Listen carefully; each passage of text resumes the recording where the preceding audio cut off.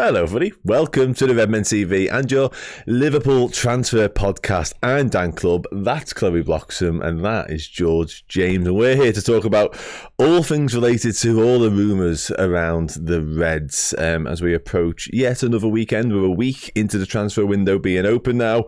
I think the wheels are in motion, but nothing's quite happening just yet. I think it's fair to say, Chloe. First and foremost, how are we both? Are we okay? Are we Sounds, good? Yeah, looking forward to it. Excited? Yeah, sure, yeah. Yeah. If you believe that, then you'll believe anything, quite frankly. Apologies for the colour disparity between me and Chloe on the thumbnail as well, by the way. Yeah. We've decided that Chloe spent like 6 months in the sun, and I've never seen the sun on that thumbnail. I'm not quite sure what's happened there. One side had an orange tint, and clearly that was my side. I said just a little bit of your colouring onto me and sort of met in the middle would have been ideal, where we'd both been happy. But it is what it is. It is what it is. That is not what we're here to discuss, would you believe it? We'll do that before the show starts. How are we, everyone, as well? As ever with these shows, please feel free to interact along the way. I'll be bringing comments up sort of sporadically as you do so, and I'm also going to ask you all for one transfer topic that we will discuss. We'll have a little break sort of midway through the show, and then when we come back, I'll cherry pick one of the comments, one of the names, one of the targets, whatever you want us to talk about, providing it's Liverpool related, not to do with our tans and different level of tans, and we will have a chat about whatever you like thereafter. Sound wonderful. Let's do it then. Liverpool have inquired about Khvicha Kvaratskhelia, according to a report from Court Offside. It says that, let me just get the actual report up and that'll be easier. Scroll down. There we go. Liverpool have inquired about the potential of signing Napoli playmaker Khvicha Kvaratskhelia, whose future at the Serie A club looks in serious doubt. Sources with a close understanding of the situation have informed Court Offside that Liverpool have asked for information on Kvaratskhelia in terms of how much he would cost when taking into account his transfer fee and wage demands. It goes on to say the PSG are also interested in the Georgia international. Now, Chloe, I guess first and foremost, like, his future is definitely uncertain, and Napoli, we know that even before this report, it's been sort of spoken about for a few weeks. I think he's even spoken about it, and he's going to sort of address what happens next in his career after the Euros. So whether Liverpool are desperate to sign him or not, it does look as though this is a player that will be on the move in a not too distant future. Yeah, it does. He's obviously 23 now. He's won the title with Napoli. And it comes to a point where I think, you know, if this is 2 years ago, actually, I think his price is a bit higher than he has been in the last year or so. Obviously, when Napoli were on top, he was a major part of that. And he's still, at the age of 23, a very young footballer who, you know, still got the peak years ahead. The only thing I would say is that I remember seeing a couple of weeks ago Fabrizio Romano basically saying that he's ready to sign a new deal at Napoli, and it seemed like for the past however many years he's been perfectly happy with that being the only option. It was only when his dad came out at the start of the Euros and was like, we want to leave here, did everyone think that his future was uncertain. But the looks to be like the player will try and force a move if possible. Napoli are very much coming out and resisting it and saying, no, we're absolutely not letting him go, we're the people in charge here. So that could end a little bit sour. It could mean that a team need to pay quite a high amount in terms of a fee. Ultimately, if you're asking me if Liverpool will be after him, I'm going to say no. But because of the fee? Because of the fee. Okay. But he is, you know, a top quality footballer. Like I mentioned, still young. So many years to grow and to become even better than what he is. And for Napoli, he's been their main man, but it looks like he will end up somewhere else. Hopefully not in a team that comes up against Liverpool too often. No, I tend to agree. Yeah, he's definitely a phenomenal player, and he's the sort of player that I think would strengthen any top club around Europe, to be honest. Only 23, as mentioned, 30 caps for Georgia, 15 goals up until this point. Now, you said there a couple of years ago, he probably would have cost a little bit more. So if you go back to the season, Napoli obviously won the Scudetto, the Serie A, 2 seasons ago. 34 appearances in the league that time, 12 goals, 13 assists, like really, really impressive numbers. So good. And if you go into the season just gone, the one that's just ended, let me just get that up now for you. Here we go. He got 11 goals and 8 assists in 34 appearances again. So a mini drop off, really. But again, you know, decent enough numbers for what is a winger, not an out and out centre forward. Now, Chloe mentions the price tag there. I found a recent report for the Manchester Evening News that claimed that he would cost in and around the €100 million mark, which is £87 million, George. I mean, let's start off with the player, I guess, as opposed to the Liverpool fit. Wonderful footballer. Is he worth that sort of money still? Oh, I'm not sure. I think that today's market's a bit of a weird one in terms of for PSG, who have obviously just lost Mbappe. If they are also in for him, they probably do pay that.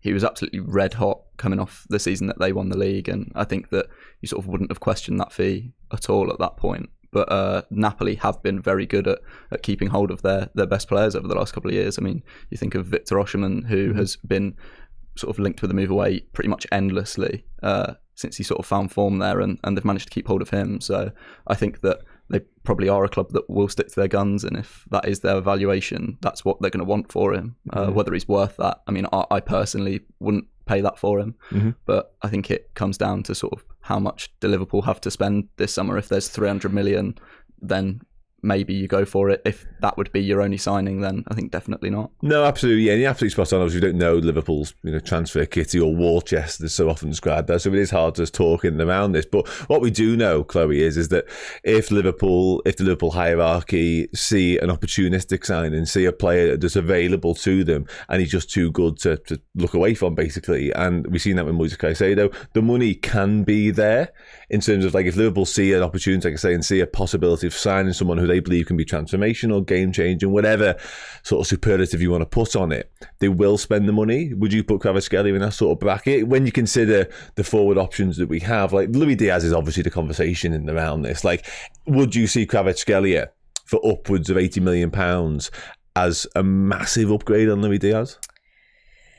I think he's got a higher ceiling than Luis Diaz. I think what I've seen from Luis Diaz now is what Luis Diaz is. He's not going to get any better for me. I need someone with a bit more of an end product, if I'm being 100% honest. And, he's kind of got that a little bit better than Luis Diaz. However, this is the Premier League. The Serie A is for me, a fair amount easier than the Premier League. What I would say is we've got many players who can play there right now. I mean, Cody Gakpo is setting the Euros. I like playing from that left wing position. You've got Diogo Jota who can also do that. We've trialled Nunes there. Whether that's worked or not is up to everyone else. But it seems like I just don't think that is a left winger is not what Liverpool 100% need right now. If it was a bit like, Lenny Yoro when we spoke about him, and it's like he's just a player where we've seen that there's an option to get him and he's just an additional buy. It's got nothing to do with what they're trying to plan, and they'll still carry on getting the targets that they actually want. It's just you can't miss out on that opportunity. Then yeah, sure, but I feel like you'd have to sell Diaz to generate the money to then bring in Kvaratskhelia. You've got to give him, because Diaz won't be happy with you just playing Kvaratskhelia ahead of him. Gakpo will have something to say about that as well, Diogo Jota, and also we've got a bigger problem on that right wing where you've got Salah and then your next best player is Ben Doak, or you're moving Diaz to the right, which could be a potential thing that we do, but it all just seems a little bit too far-fetched for me. Yeah, no, I absolutely agree with you, and I think you're right. I think you are sort of add into the problem if you outwardly actively try and sell Luis Diaz. It's not something Liverpool need to address right here, right now. But I do think if the Luis Diaz stuff was to come to fruition, if everything his dad has said in recent times, not that he's been sort of explicit in the fact that Diaz is desperate to leave this summer, but they have alluded to the fact he would be interested in the move to Barcelona and to Spain. I think if that was to all of a sudden come to a head this summer, someone like a Kvaratskhelia, even for that type of price tag for me, would be made up if that was the replacement. That's what I would say. That's a top tier, top grade replacement. Absolutely agree with that 100%. A lot of people talking about Nico Williams. So I do want to differentiate. I'd love him as well, please. You're not the one from Forest, not the one we used to have. I do want to differentiate this, the way of saying Nico. It's starting to grate on me a little bit, but it's not Nico, it is Nico. And there has been a report on him today. Came from the Athletic's Spanish reporter, Paul Ballas. And it says that the Athletic club forward has been discussed as a potential target for Liverpool if a winger is needed for Arne Slot's new project. Toffee getting excited next door there. God knows what over. More importantly, it is detailed that Williams will be available for a fee of $47 million due to release clause in his contract. It goes on to mention. Seems ridiculous.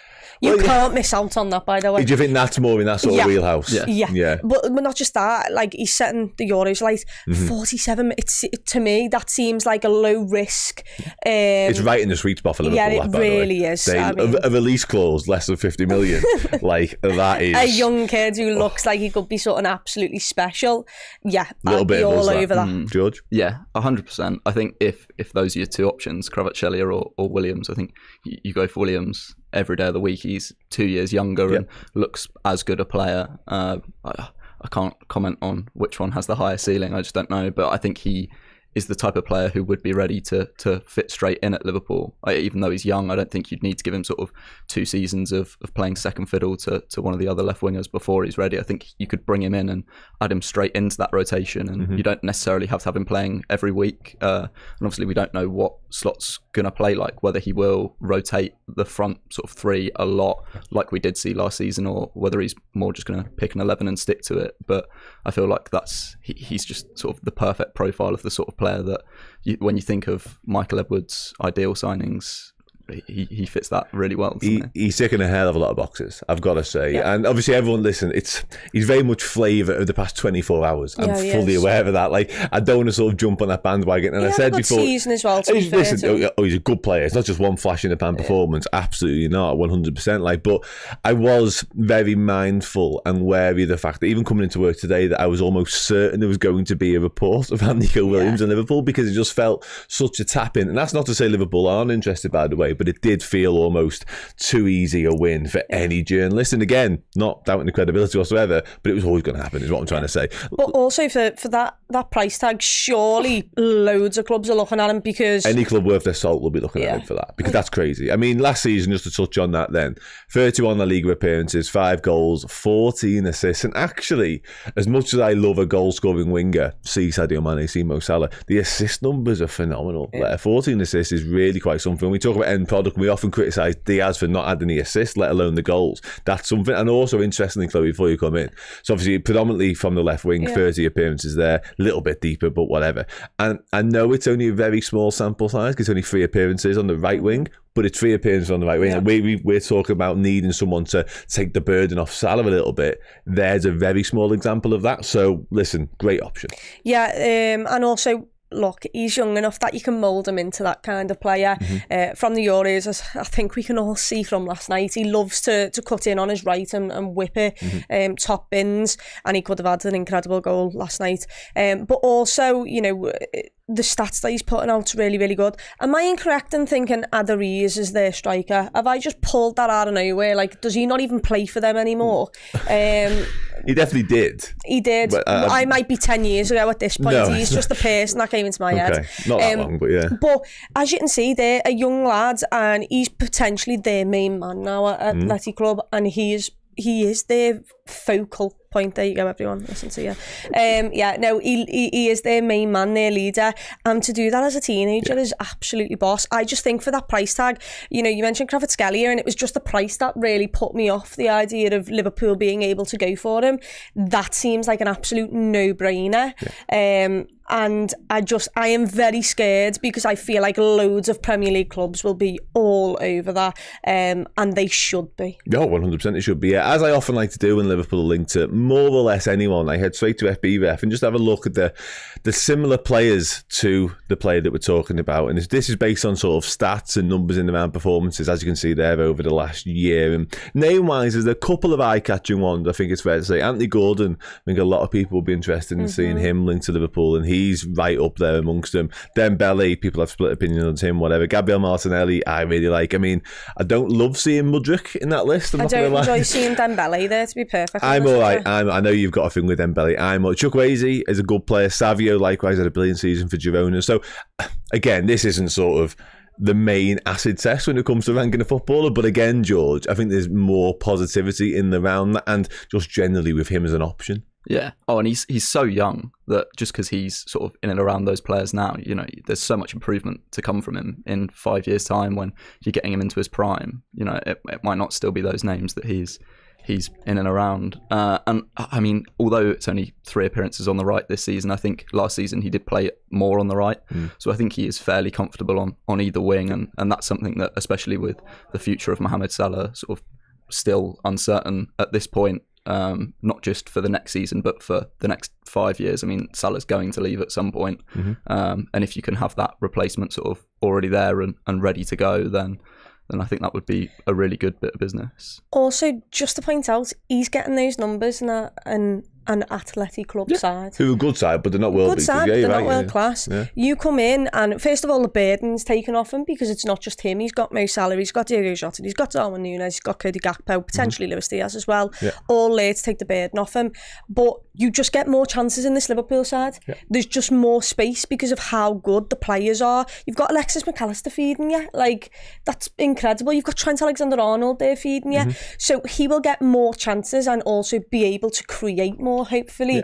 Yeah. Whether Liverpool put it in the back of the net this season will be, something to see. But to get those numbers at a club that, if he did move to Liverpool, he'd be getting probably double the chances. It's really good to see that he is actually quite clinical, and he gets in really good areas to be able to assist players. Yeah, absolutely. I think I'm right in saying, I should have checked this, but I think I'm right in saying he won the Spanish Cup this year, just gone. Yes. And that was a real party in the streets, wasn't it? So he might be leaving on decent terms as well if that was to happen. But again, the main sort of headline amongst all of this is that release clause. Do you reckon Barcelona are going to want him? Because I heard something about that.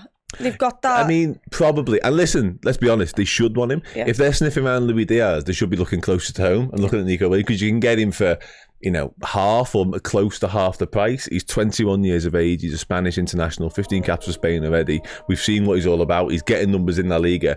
Barcelona should be looking at Williams over Diaz. Let's hope that they're not, of course, because I would quite like him personally. But just to sort of round off this left winger chat before we move on then, I mean, I don't really feel like I need to ask this, Chloe, but if I was to give you the option of replacing Luis Diaz with Nico Williams or Kvaratskhelia. Nico Williams. Yeah, I thought easily. So. Yeah. Younger. I mean, it's only 2 years. Younger, I think, like you mentioned there, he can play right wing a little bit. But most important, I just think he's got an incredible ceiling. And his stats are already incredible at a club that produce not as much as Liverpool and have not as much quality as Liverpool. So I think it'd be really exciting. Okay. Can I come back to you before I come to you, George? Ask you the same question. In my question now, I included replacing Luis Diaz. If we were to keep Luis Diaz, would you be interested in that deal still? Yes, because I think it's a bit like Lenny Yoro. It's just one you cannot miss out on. At least that's what Liverpool think anyway. Everyone else can think whatever. But for Liverpool, Lenny Yoro feels like we've got to get him because there's an opportunity there. And other clubs will if you don't. Yeah. He will be incredible somewhere else for that price. That price in modern football is an absolute joke for what he seems like he could achieve. And it feels like a very Barca type signing for them to just go and have two incredible wingers, Spanish wingers upcoming. So for me, I'd still do it. And I'd tell him to go and try and challenge Luis Diaz, to be honest, because that could help us get the best out of both of them. I'm not saying you need to sell them. No. And also, there might come to a time where in the next couple of years, Luis Diaz does get that chance to move to Barcelona, and it might not be the fee we all want, but if you've got this young kid who then turns out to be brilliant for Liverpool, it's kind of a win-win situation there. Yeah, similar question, George. Yeah, I think Williams over Kvaratskhelia purely for the price. I think that is just sort of a price that you can't turn down. And what we were saying earlier about Liverpool not necessarily needing a left winger as an absolute priority, I think the fact that he can play on the right and he is so young, just go out and get him anyway, even if you're not going to sell Diaz, because if you can mould him into a right winger and Salah's replacement for when Salah goes, and like you said, there's not a clear option to cover Salah at the moment, and as much as he has been pretty much injury free for his whole Liverpool career, he's in his 30s now. It's not going to be that way forever, and I would just feel a lot more comfortable going into the season if we did have sort of someone who looks as promising as Nico Williams there to back up Salah. So I would, even if we don't sell Diaz, I would still go for Williams. Interesting. Okay, yeah, I've hoped and thought you both might. Yeah, exactly the same. Exactly the same. I've seen enough. If I hadn't seen it before, I'd probably seen enough last night. Yeah. To warrant, there's definitely worth a closer look. Absolutely. And I agree with all the points in the round that we made earlier on about, obviously, we keep referencing Michael Edwards, and rightfully so, because we know how much of a say, we know how astute and how shrewd he can be. We've got the best in class back in the building of Michael Edwards, of course we had, but there's also Julian Ward, and it's actually Richard Hughes' job. Like, this is what he should be doing, not Michael Edwards necessarily. And the amount of times Arne Slot reference Richard Hughes, it's hard to imagine they aren't already speaking about these sort of things. But yeah, Nico Williams, absolutely every day of the week. It's going to make us all devastated, isn't it, when he ends up at City or something in 2 years time? Not maybe, obviously, but there hasn't been enough. How did you feel when Jeremy Doku went and it was announced that he went? That didn't bother me too much, because we courted Jeremy Doku for what felt like 5 years, but it never really built up enough steam. But did it feel like you'd missed out on something? Not massively. Not Bellingham felt like I missed out on something. Okay. That stunk. I just remember when Jeremy Doku went to City, it was all a bit like Liverpool could have got him how many years ago, and we've rated. And I don't think he's been as impressive as maybe we all thought he would be. But that's what, we're not talking. I mean, I don't want to say this because they'll probably absolutely rip the Premier League up next year. But we're not. I don't think we're talking generational talent there with someone like that. Bellingham, we most definitely are. Anyway, we'll move on to somebody else who could be classed as one of them. The same report from Caught Offside, which has done a lot of my legwork today, so massively appreciated, has claimed that Real Madrid's Arda Güler has been scouted by LFC, and there is a desire to bring in possibly 2 more centre-backs. That has no reference to that paragraph whatsoever. But we'll move on. Arda Güler, then, I mean, I guess a lot of this, Chloe, I'll come to you on this one first. I guess it stems from the fact that Real Madrid have got loads of boss footballers. Do they need Arda Güler? Like, he's brilliant, don't get me wrong. I mean, he's absolutely exceptional, but when you consider, obviously, Kylian Mbappe's arriving, Endrick's arriving, they've already got Camavinga, Tchouaméni, Bellingham, different positions, all of these, by the way, but Vinicius, not even mentioned there, Rodrigo, not even mentioned there. Like, there is going to be a fall guy. And could he be the fall guy? No? Okay. No, absolutely not. I don't know about you, but it's very rare that anyone gets a player off Real Madrid. He's only just went there last season, was it? He's got an incredible relationship with Ancelotti, by the way. Who knows how long Ancelotti will be there, but he's got a really, really close relationship with Ancelotti. He seems like he's loved his first full season. He's just won nearly pretty much everything. Obviously, the Champions League, the most important part there. I don't think he'd want to leave. And he's not giving any signs that he'd want to leave. And also, on top of that, Real Madrid are just a superpower. They don't need to let a player go. He will be happy to stay there and fight his way. How old is he now? So he's 19 years of age. So what? Like, he can sit on the bench for a couple more years and be, you look at us like that, but like, it's Real Madrid. Players do not want to leave there no matter what. And if he can be part of that side that looks like it will become unstoppable for the next 10 years. Why would you want to move right now? He's only just signed there. Give him Real Madrid will give him time. He'll give himself time, and if he puts in an unbelievable Euros, he might have something to say about actually being a part of that. Because Brahim Diaz, I didn't rate as highly, and yet I saw him loads last didn't rate him highly in terms of the players that they have. But he's still got loads of chances. They contribute, don't they? Well, Hosselu is another one who contributes on the way, you know what I mean? So you're absolutely spot on. And listen, for what it's worth, the next few minutes can be a bit pointless because I feel like it's a non-starter. Personally, I really do. But just to speak, he's exceptional talent, and another one who feels like his ceiling is immensely high. I mean, injury plagued a little bit last season, safe to say. He missed the majority of the start of the season especially, but George, he only ends up playing 12 games in all comps last season, 10 of which came in the league. He scored 6 goals, by the way, in that time, so quite impressive. Most of which came from the right wing, a little bit more of a central attacking, and it's 1 game out on the left. I mean, again, come back to it, brilliant player. But is there a world whereby he does look at that situation and go, oh, come on, like Mbappe, Vinicius, Rodrigo, etc. Bellingham plays a false 9 half the time. Like, where am I going to get a game? I mean, even if it's not Liverpool, will he look at that and go, I need to play football somewhere? Yeah. I think as much as you said, Madrid don't have to sell players. You can't fit. You've got like 6 outrageously good talents there that you are going to have to try and fit in, and as much as it's Real Madrid, it's one of the biggest clubs in the world. I don't think all 6 of them are going to be happy to share those minutes, especially Mbappe. He's going to want to start every single game that he's fit for. I'd imagine Vinicius is the same.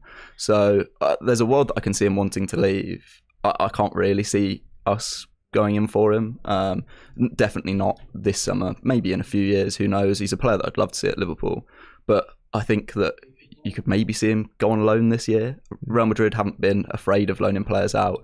They did it with I think Hakimi's the sort of biggest example of it, who is a player that's then gone on to do really well, not necessarily for them, but I think, you definitely could. If I was him, I'd be wanting to get more football, because he looked really good for Fenerbahce before he went to Real Madrid. He's looked really good for Turkey, and he's looked really good for Real Madrid when he's played. If he can go somewhere and get sort of 35, 40 games next season, and then go back to Real Madrid the season after and be ready it's better to for his development, isn't it? Yeah, absolutely, I don't know. Mbappe's your number 9. Good luck to Joselu getting a game there. He's your number 9. Vinicius Junior stays your left winger. Arda Güler fits the right more. The only one of those attackers who've been linked with moves away from Real Madrid is Rodrigo, and I don't rate Rodrigo as highly as everyone else does. I think he's a sound footballer, but he's not on the level of Vinicius Junior, the other lad. He's very much he's still boss, still great, but sometimes, as we've seen, players don't like not being the main man. So who knows? Rodrigo could leave, and then that means that Arda Güler has a chance to come into it. Also, they just might rotate. You one, big injury away from having to play the likes of Joselu and maybe Arda Güler having to play more games there. I just think he's played one season at Real Madrid. He's won it all. Ancelotti believes in him so much. And as long as Ancelotti's there as their manager, I don't see him leaving. He might leave in 2-3 years' time if he's still not played the amount of games, but you best believe you'll be paying an extortionate price, no matter if he's played 12 games a season or if he's played 30 games a season. That's the thing. So I don't see him leaving anytime soon, which is why in 2 years' time, if he's still not played the same amount of games, sure, maybe. But right now, I don't think he has to worry about any of that, because, like you mentioned, he was injured half the season, so it wasn't even like he just wasn't picked. He will get chances if he stays fit. Yeah, and like I say, he's an exceptional footballer, so I'm sure he'll get his football. One thing Real Madrid definitely don't do is sell players on the cheap, so whoever does fancy taking Arda Güler off, it's going to cost them an absolute fortune. We'll have a quick break at that point. When we come back, we'll be speaking about some midfield options Liverpool could be looking at. And please get some names in the chat for us to discuss in a bit more detail as well. Hey, how would you like to get your hands on this? A shirt signed by one of the greatest Liverpool players of all time, a certain John Barnes. Yes, this 1992 special centenary year Liverpool home shirt will go to one of our Redmen Plus Legend subscribers at the end of June. If you want to be in the draw to win this shirt, simply go to redmenplus.com, join up as a Legend subscriber, and you'll be in the hat. If you're already one of our Captain subscribers, upgrade your account to Legend status, get all the added perks, and be in the draw to win this amazing shirt signed by none other than Mr. John Barnes.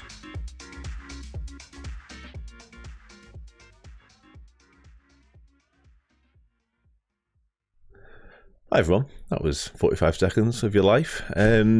Please do sign up to Redmen Plus, because loads of boss stuff happens over there, including giving away free stuff. And I mean, what's not to like about free stuff? Let's do it there. Midfield chat.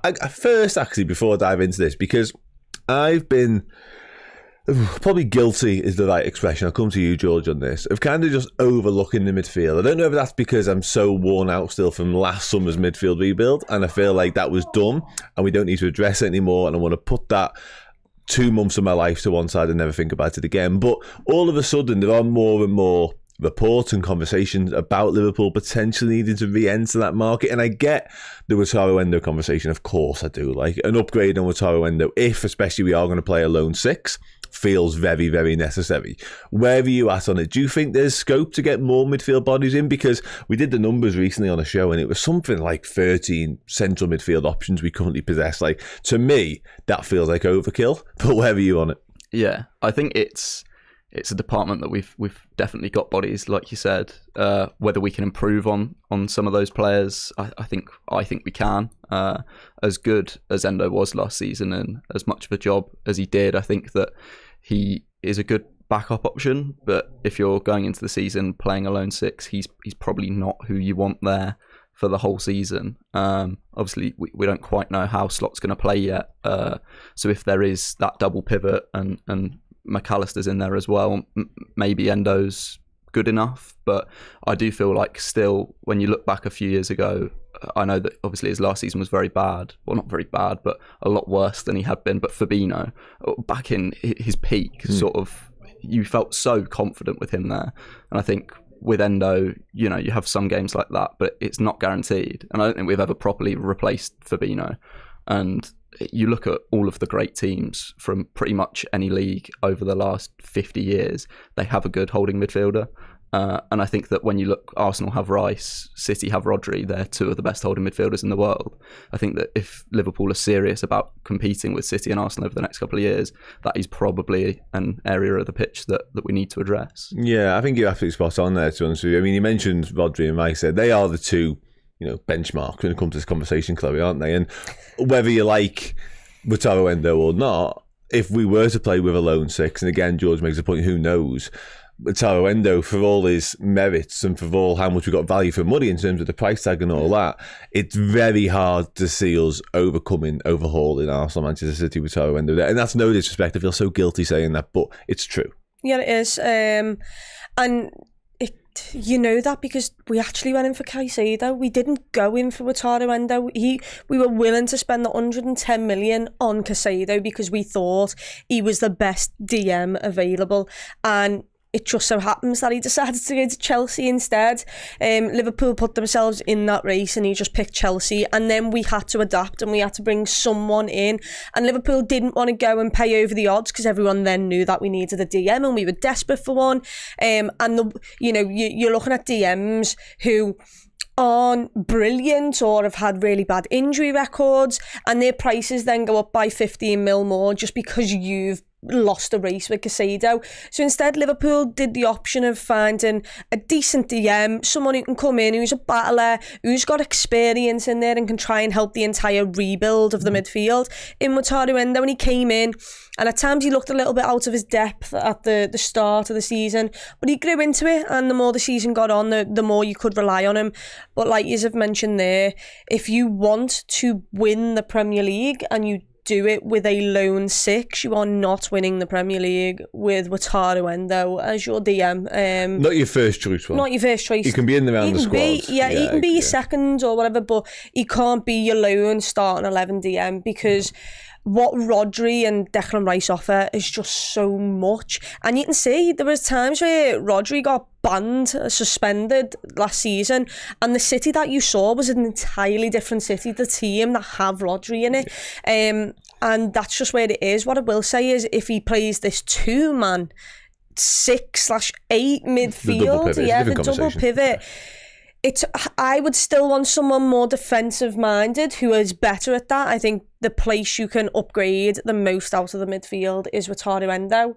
What I would say is if you're not making that starting 11 instantly better, don't waste your money. Yeah, no, that's fair enough. Yeah, and it's interesting how even with the potential of a double pivot, you'd still be looking at that area and go, we can do something there. Mainly Stefan Bajcetic would be the conversation. So Stefan Bajcetic, if I'm planning the start of the season, I want Stefan Bajcetic to be my 6 along my 8. The more 8s aren't they than the 6, but they're still, I class them as DMs in my head for some reason. I want him to be alongside Alexis McAllister, but I don't know where Stefan Bajcetic is up to. If it's the Stefan Bajcetic from, when he was literally running an entire midfield for Liverpool on his own, then I'd fully back him for that. But I don't know where he's up to, so we are taking a gamble because you might have to put Wataru Endo back in there. And I'm not saying Wataru Endo's not good, but what I'm saying is that you've got this. It's so hard to win a title in the Premier League. You've got to get it's like trying to get inches over each other here and there, and they just have better DMs than we do. Ultimately, yeah, you're right. I mean, like I say, it's fine margins, and the DM has become so pivotal in the modern game, especially that having the gold standard can sort of set you apart, and Liverpool, don't have that right now. Let's not beat around the bush here. But yeah, interesting. That takes us nicely onto a conversation around Monaco's Youssouf Fofana. It's easy for me to say, teeth back in. French midfielder, plays predominantly as a DM. Did he come on the I'm not sure if he's in the squad, actually. Someone called Fofana came on. It might be the other. Yeah. There's one from This is Monaco. And then there's one from another. Yeah. League One club, I want to say. Court offside report claims Liverpool also have plans in midfield, with Monaco's Youssouf Fofana being considered as expected to be on the move this summer. Arsenal have also shown some interest in him recently, sending their scouts to watch, while he was also on Manchester United's radar last summer before they remarkably chose to loan Sofran. It doesn't say remarkably, that was me ad-libbing. Sofran Amrabat on loan instead. Sound Georgia, come to you on it, mate. 25 years old, capped 18 times by France. I mean, again, come back to what I was saying a moment ago, predominantly played as a DM, a little bit as more of a conventional central midfielder, if you like. 32 appearances in Ligue 1 last season, 4 goals, 4 assists. What are we saying? It is a difficult one, because I don't think there's anyone on the market that is that Declan Rice, Rodri level. So as much as we say sort of you need someone that good, I don't think there is anyone out there that is that good that's available. He, I'd imagine, is probably going to be better than Wataru Endo for us. So if that is an area that you look at and you think you are going to play a single pivot, he's a decent option. I think that he's probably in and around that bracket. There's a few players, Edison that we were linked with from Atalanta, Tuan Cooper Miners. Yeah. There's a few players that sort of I think are all on that at that similar level. And I really wouldn't be surprised if Liverpool do end up going for one of them. I think that if you do end up signing a midfielder, you probably have to let one go, whether that is Endo after one season or whether you keep him around. You could maybe loan out someone like Gravenberch, although I think he'll be sticking around with. I think him and Slot will want to work together. But you do feel like if you do add one more body in there with Bajcetic and Curtis Jones, Harvey Elliott, Szoboszlai, McAllister, there's so many players that you're trying to fit into that three that I think you could end up in a situation a bit like last season where if you rotate them too much, no one's got proper minutes in their legs. There's no consistency there. So I think that is something to definitely consider if we are going to go out and sign a six. I think that's really interesting, Judge. I mean, I guess when you said loan, like that's just your younger lads, isn't that your Bobby Clarks, this world, your James McConnells and those. Yeah, when you said Gravenberch, I'll be dead honest, it shocked me a little bit. Chloe, I'll get died. No, but I mean, he's not wrong ultimately, because the point remains a solid one, because if we sign one, and just for what it's worth, yeah, exactly. Yeah. And there's a report here from a few weeks ago saying Manchester United rather would need to pay around 30 million to secure the signing of Fofana from Monaco. I mean, providing that's not just a price tag for Manchester United, Liverpool would also have to pay that as well. Like, that's, again, I come back to what I was saying, he's not in that elite bracket, but if he is an upgrade on what we've got, then that's a good price. Was Fabinho in that elite bracket when we signed JD him? makes or that did point. We make him what he was? JD, just to interrupt, sorry, the last time we bought a DM from Monaco, it worked out pretty good. I mean, absolutely. We actually bought Arthur right back from Monaco, and it worked out pretty good. The DMs are absolutely spot on, by the way. But yeah, you're right. So look, I think no matter what you do, you're taking a risk, because like we've mentioned, there's no one out there who's on the level of Declan Rice. It doesn't scream at you.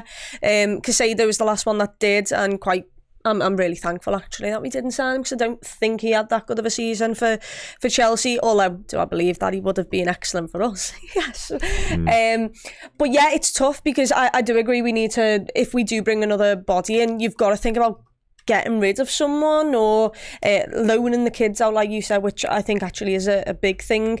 The only problem is you're in so many competitions now that, you know, you'll need as many bodies as you possibly can.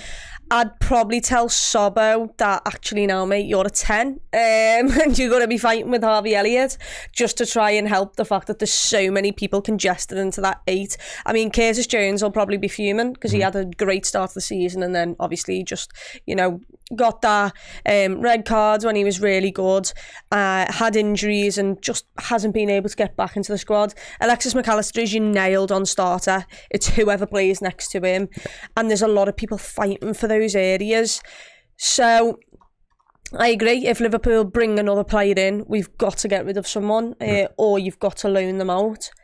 The only problem is I like a lot of our midfield options, so it would be the likes of selling Wataru Endo or loaning, you know, both McConnell and what's his name? I forgot. Bobby Clark. No, I'm with you. I was like the lad who started Forest away. That's what I remember. Not to forget Tyler Morton as well, and as Kevin Wong rightfully pointed out, not to forget Carvalho in the round of 10 conversation. It's hard to sort of talk about him because we just don't know, and also we haven't heard anything yet. But he obviously finished the season really well on loan at Hull last year after a bit of a nightmare over at RB Leipzig. But until pre-season comes around, it's going to be impossible to know what the future holds for him. To be fair though, if he was my third cam, I'd be all right with that in terms of, look, people might say 3 is too many, but Harvey Elliott and Sobbo aren't going to play every single game in the Prem. If he was my third number 10, I'd be with you as well. Yeah. Is he going to be happy really with third choice number 10? I'm not really bothered at this point. Is that not why he wanted to go out on loan? I think more minutes. Maybe, and yeah, maybe, I guess. I think something definitely happened there. Well, yeah, I'm not prepared to comment. But I think more, it was the fact we didn't have a 10 in Klopp's system with probably more. Because you're probably looking at that, at least in this instance, if he was the third choice Cam, as Chloe puts it, if he was the third choice Cam, then I'm starting to get used to that now. I'm down with the kids, I'm all right. Yeah. What? I would just say number 10, I'm older, aren't I, than you? Yeah. That's right. Anyway. Attacking midfield. That's by the by. If he was the third choice, at least he'd be third choice in some sort of pecking order. Whereas under Jurgen Klopp, it felt like, what was he? He was like fifth choice in like 6 different positions. It didn't make any sense because there was no set role for him, but this could be slightly different. He could be good enough as well. I don't have a clue. Like, he was good in the championship. I don't know. He might be just a championship player, level player. Yeah. But he also might absolutely thrive playing with unbelievable forwards as a 10. So I'd like to see what he's about. That's at least what I would say. Yeah. And you've got more games in the Champions League now where it's so hard to rotate between them and the Prem. So your Sobbo and your Elliott are covering a lot of them. If he is my number 10 for... There you go. Did you like it? I changed it for you.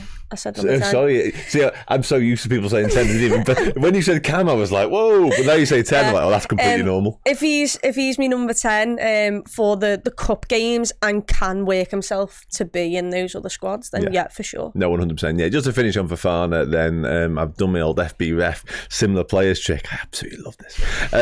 Vitinha is a name that we all know. Bruno Guimaraes is definitely in there. I mean, I could go through them all. Conor Gallagher's in amongst it. Conor Gallagher on a list with Valverde, Fabian Ruiz. John McGinn, likewise, but I really like John McGinn, but come on. Enzo Fernandez, Papa Sarr at Spurs is an interesting addition to that as well. But I mean, that's some list, isn't it? Again, like if he's in and around them statistically, he's doing something right. So yeah, we'll wait and see what happens on that one.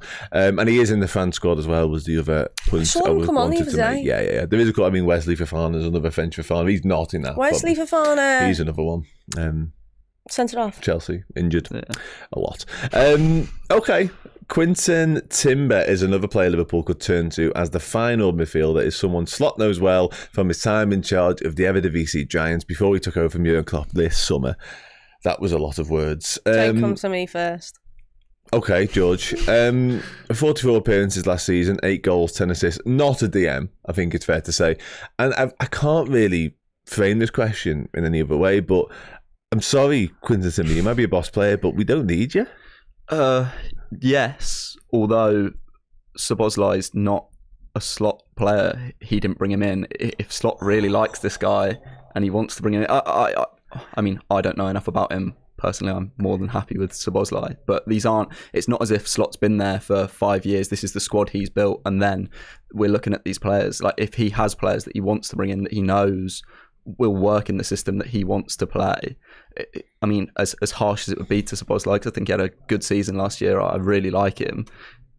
Maybe he does go. I think you could still recoup all of the money that you spent on Szoboszlai if you were to get rid of him. I'm not suggesting we should, but I think that you have to remember that this isn't Slot's squad. He's had no sort of input on this squad being put together. So there is a chance that these players do go, maybe. Sorry, someone just referenced Pablo Aimar in the chat. I have to stop everything just for a second just to make it... Oh. Anyway, he said "can." Look at that. He did, yeah. I was hoping you didn't see that. Like, he also used the word quintessential. I mean, hello. This show's gone up a notch, a highbrow all of a sudden. This show. Anyway, by the way, our entire rebuild from last season, George is just getting rid of all of them. Well, I was going to say before I got distracted, and don't make any apologies for that whatsoever, because what a sentence that is.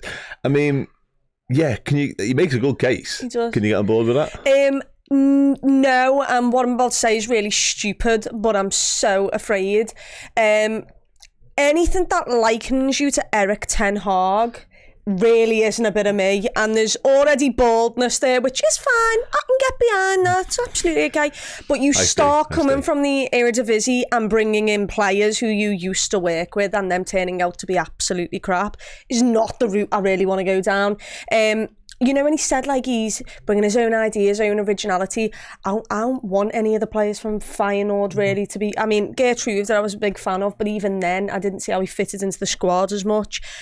there's just, you said it, and I just thought of Man United and Eric Ten Hag and Anthony spinning in circles. And I don't know enough about this lad, so they might be on two different planets in terms of quality, but it did worry me.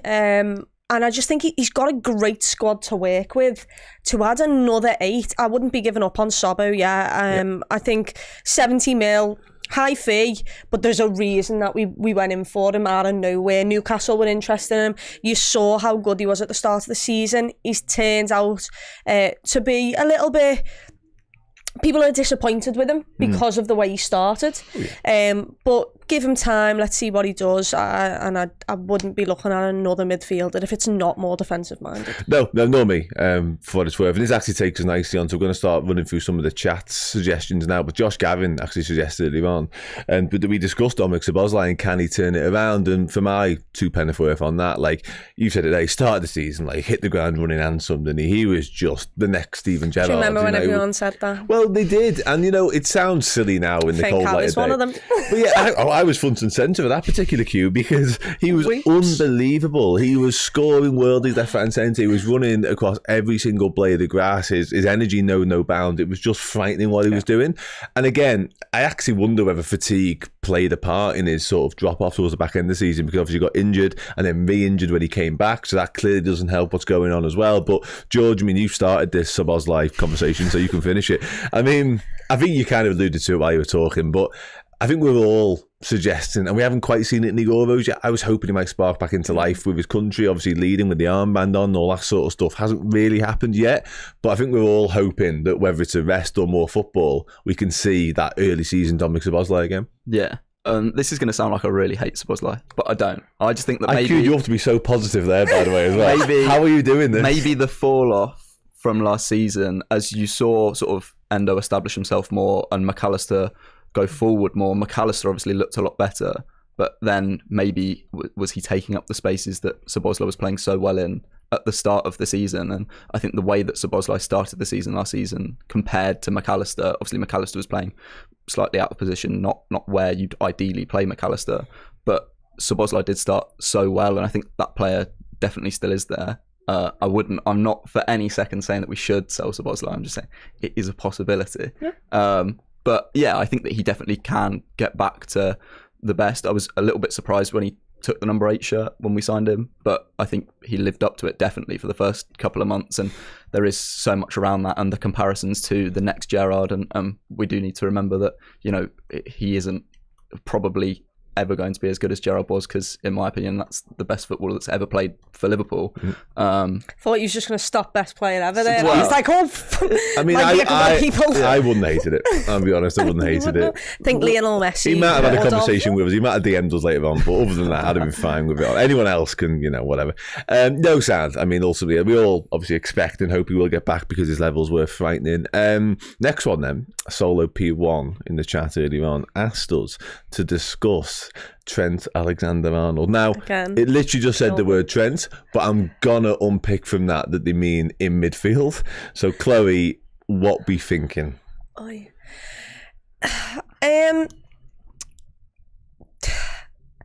only way I can state it is if the season was to start tomorrow, he would not be in my midfield. We've got too many bodies in there, and they do better jobs than Trent does in midfield right now. What I will say is that England squad doesn't suit him. Why are you playing him as a 6, in the sense of the players ahead of him? Jude Bellingham's 5 yards ahead of him. Harry Kane is dropping so deep that he's 2 yards ahead of him. You've got not Cole Palmer, Foden on the left wing, who likes to come into the centre of the pitch to receive the ball and carry it, and that's what he's so good at. But then you've got 3 players 2 yards away from Trent doing nothing to help him out.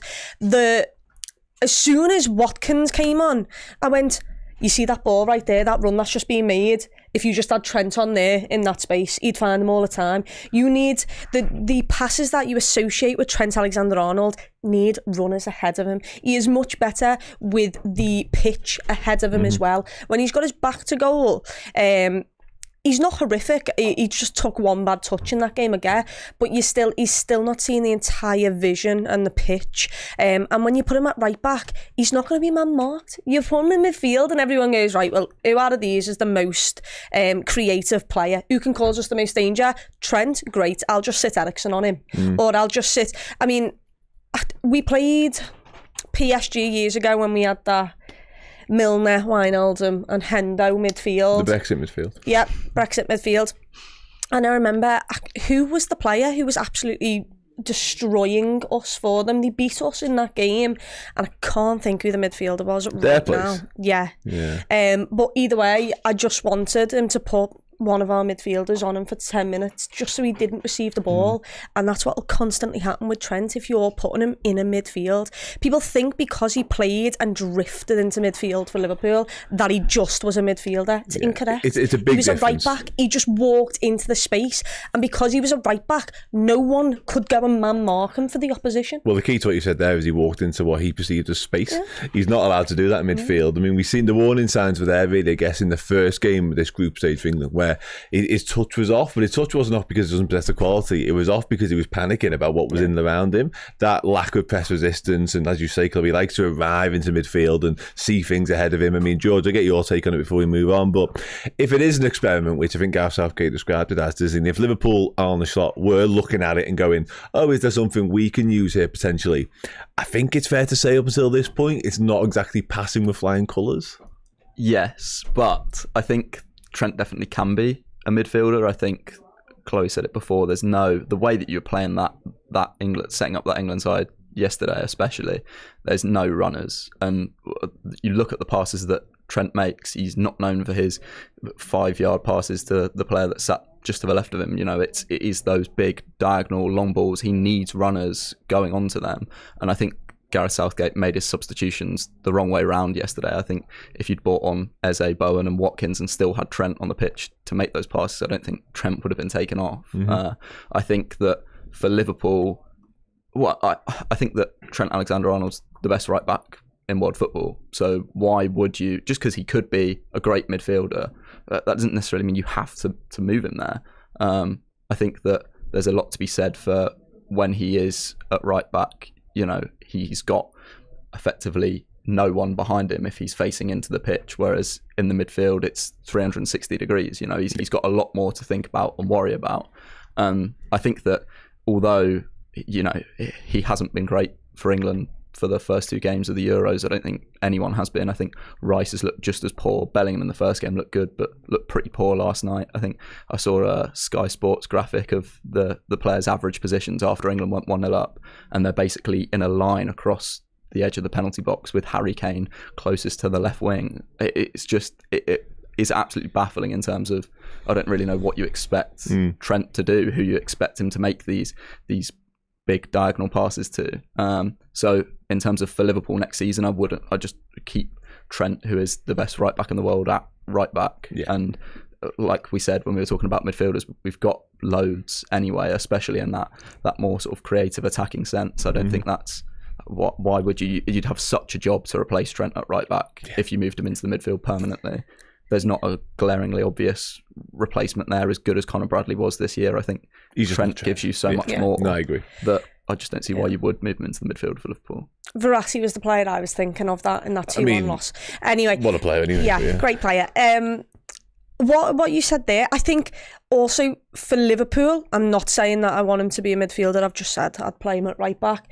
But if he played in a midfield at Liverpool, it's a team that, okay, I don't actually know, because I can say what the Jurgen Klopp side was like. I don't know what it's going to be. But if you were taking that Jurgen Klopp side, it's a team that do take risks. It's a team that high press. It's a team that have a lot of the ball. And it's a team that have runners. Someone might drop deep if you're playing a Cody Gakpo, but the Salah and the Diaz will be your outball. It'll be your runners that create the space. So, you know, we're talking about an entire different system. Gareth Southgate's already completely killed it, because to try and teach someone an entirely new position when you don't see him half of the year to work on it, it's one of the hard. You can't just go into a Euros and expect the lad. He's got so much quality, and yeah, his qualities could mean that maybe he could do a job at midfield, but you can't do it when you've had 2 weeks before a major tournament to try and teach him the role. This is why if he was to try and do it for Liverpool, it might have a little bit better success, because you've got someone working with him every day. You've got training sessions week in, week out. In games, you've got to adapt and you'll learn for the next one. In a knockout tournament, it's 4 weeks and you get, you know, a 2 week break here and a 2 week break there in the year to learn things. You've started the experiment far too late. You should have decided to take this risk a year and a half ago to try and learn him to be him, but you didn't like him enough to do it. He's pretty risk adverse anyway, isn't exactly. he, to be honest? So. And also, that England side didn't have a lot of the ball against Denmark, so what the hell do you want the most creative player on the pitch to do when everyone's that deep and you don't have the ball anyway? I think he's being scapegoated, if truth be told. But anyway, we'll move on from that because, whatever. Liverpool fan in the chat, very generic name, asked us to speak about Musiala. Now, we don't have much time for that because I've got one more question I do want to get through. Just a one-word answer on the next one. But for what it's worth, I did see and have found a report on Musiala from Liverpool's perspective. And it says, from the Daily Mirror, actually, Liverpool are one of the sides keeping tabs on Jamal Musiala, with the attacker thought to be keen on the move to the Premier League. I mean, I don't really know how to put it any more politely, but the things I would do to get Jamal Musiala at Liverpool. Anyway, we will move on very quickly from that. African Wish Child, which is a name as well, says, what left back would you sign? Dead simple. There were some more words around that, but the main effect was that. I'm going to say a name in a moment. I mean, do you have a name for me, I guess? Is probably... Nori came straight to my head. Okay. He's too injured, though, for me. The lad from Wolves who just constantly gets injured every time we play him. Yeah, I know. Gets injured far too much. Had a good season, actually. Yeah. I'll give you a centre-back who can play left-back if you like. Okay, that is a... Is it Calafiori? Yeah. George? Although, he enjoyed his own goal last night, didn't he? If that could put the place down by 5 mil. I'm not having his own goal, mate. I'm sorry. I'm not having it. I mean, I know it existed because I watched it. It definitely did that. But deflection on the way in. Oh, yeah. Keeper no one's saying that he can do anything about it. But what I am saying is that if it took down his place, I wouldn't mind it happening again. No, people said Anthony Robinson for Fulham, which I find with Mr. J Mango agrees with you with Nori, and also it's mentioned injuries at Kirkes is a good shout, isn't it? It's a good shout. George? There's not one that, you know, instantly pops to mind. All of them have some sort of flaw. I think maybe Grimaldo from Leverkusen, really good season. But Jesus Christ, what team are we making here? A little bit older than you'd probably want Liverpool to go for in that profile, but again, I think that he's probably the one that I would go for if I could. And obviously so much of this centres around Kostas Tsimikas and his future. A few more names getting thrown in to the mix as well. I'm going to throw another one into the mix that nobody will expect, but I was told this week that it's a possibility. I think I mentioned to you. Sergi Cardona is about to be a free agent after his Las Palmas contract has expired, and I've been told that there's a possibility Liverpool make that happen, so wait and see. I'm not saying it's like in the knowledge, it's literally on a show that we own. Expect it in the next 3 hours to be announced. So I'm not saying I'm sort of ITK. I have been told that by a journalist. Lewis Steele was his name. So wait and see what happens there. But there's a possibility Liverpool could be looking at that. And as a free agent, you know, no impact on the transfer funds whatsoever. So yeah, cool. Anyway, that's sound, I think. I think we're all good. I haven't missed anything glaringly obvious. JD, I wonder if Calafiori's always been first choice. I think I said something similar today upstairs. I think that a little bit of a smoke screen going on with the Euro stuff. I hope so. Yeah, if it means the price has gone down, I do not care. I like that. And because the more you say it, the more the price goes up. Yeah, I like Calafiori as well, in spite of what I witnessed last night. Yeah, anyway, I like him more than anyone else. Yeah, no, I mean, that's strong. But yeah, sound cool. Boss, Chloe, George, thank you very much. Thank you very much for watching, listening, interacting, throwing comments, throwing questions. It's honestly much appreciated. We'll all see you all at some point again soon, but we'll definitely be back next week anyway. Bye.